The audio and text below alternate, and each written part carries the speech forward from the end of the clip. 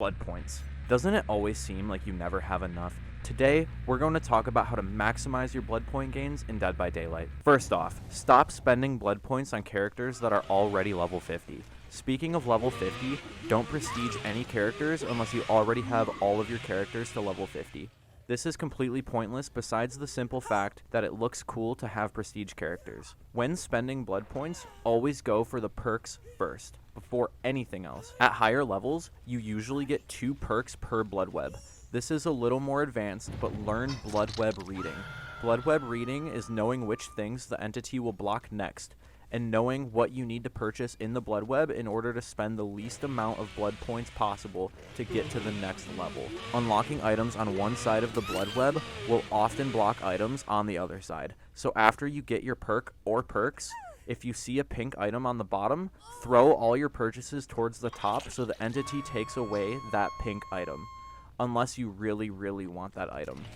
It's most efficient to just get your perks and then spend the least amount possible to get to the next bloodweb. One last thing about bloodwebs I forgot to mention: after you get your perks, always go for escape cakes, bloody party streamers, survivor pudding, etc. These items double your blood points per match, and you should use them whenever possible. If you're a survivor main, this one might hurt to hear, but playing killer is definitely the way to go for blood point gains. The reason is simple: barbecue and chili.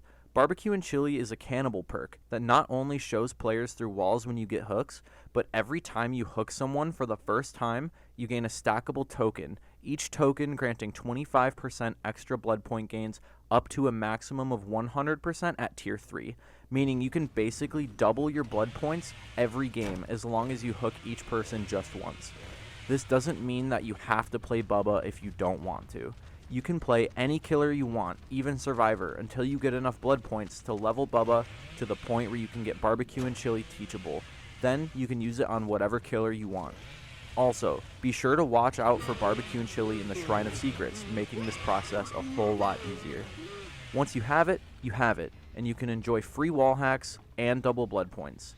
Combine this with survivor pudding and you can sometimes get around 100,000 blood points per game if you play well enough.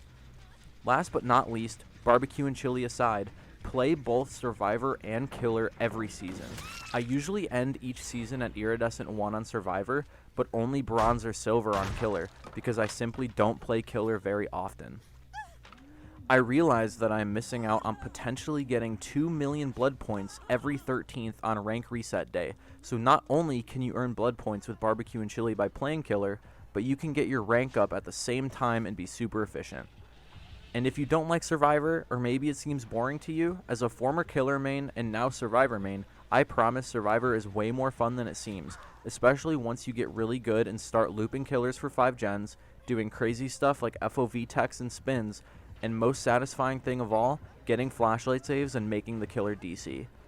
If you follow all the steps I've told you about in this video, you'll have level 50 characters across the board before you know it. Thanks for watching, have fun out there, peace.